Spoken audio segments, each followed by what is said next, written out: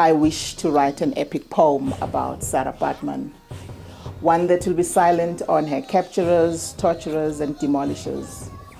It will say nothing of the experiments, the laboratories, and the displays, or even the diplomatic dabbles that brought her remains home eventually. This poem will sing of the Gamtoos Valley holding imprints of her baby steps. It will contain rhymes about the games she played as a child. Stanzas will have names of her friends, her family, her community. It will borrow from every single poem ever written about her, conjuring up her wholeness, her voice, dreams, emotions, and thoughts. I wish to write an epic poem about Princess Magogo, Constance Zulu. One that will be silent on her son, Gaja Mangosuthu Buthelezi. It will focus on her music and the poetry in it, the romance and the voice that carried it through to us. It will describe the dexterity of her music-making fingers and the rhythm of her body, grounded on valleys, mountains, and musical rivers of the land of Amazulu. I will find words to embrace the power of her love songs that gave women dreams and fantasies to wake up and hold on to, and a language of love in the dialect of their own mothers.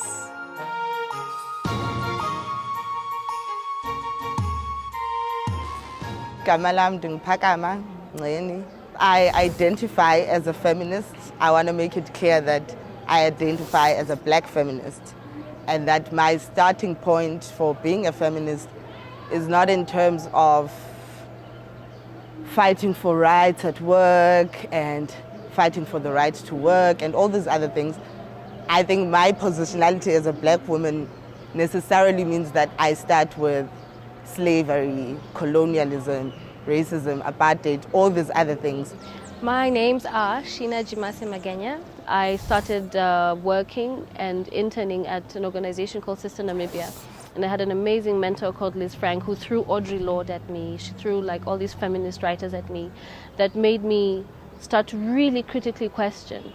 And in a way that, if we agree that the personal is political and the political is personal, when I am taking myself into a space, what am I representing in that space?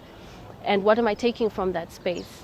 And how am I building a discourse? How am I building more conversations around issues to do with women's bodies and the color of the skin of black women and the continued oppressions and the different layers that present themselves? So as a Kenyan in South Africa, that comes with its own complexities, right? So I don't understand all the languages.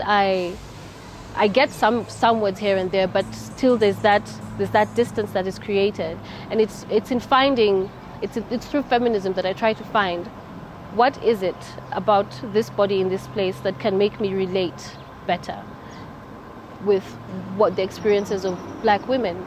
And you find no matter where you go in the world, black women experience the exact same kinds of oppressions everywhere. Black women in Europe, black women in South America, black women in the Caribbean, black women on the continent.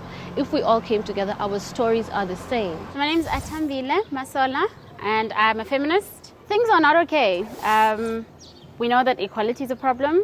We know that this country made us promises about our existence and the way we want to live in the world, and that's not happening.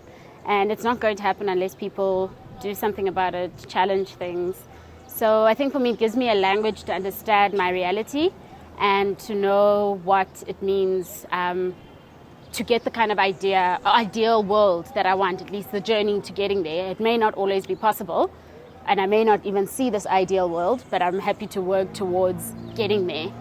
My name is Priyanka Naidu. I'm a black radical feminist. I'm a student at UCT and part of a movement called Patriarchy Must Fall. For a long time, I always struggled reconciling my politics, and I kind of found a home within black radical feminism, and mostly because black radical feminism taught me to love myself in a world that actually profits off your self-doubt. That in itself is a radical act. My name is Mkletso Clarice Mikelo.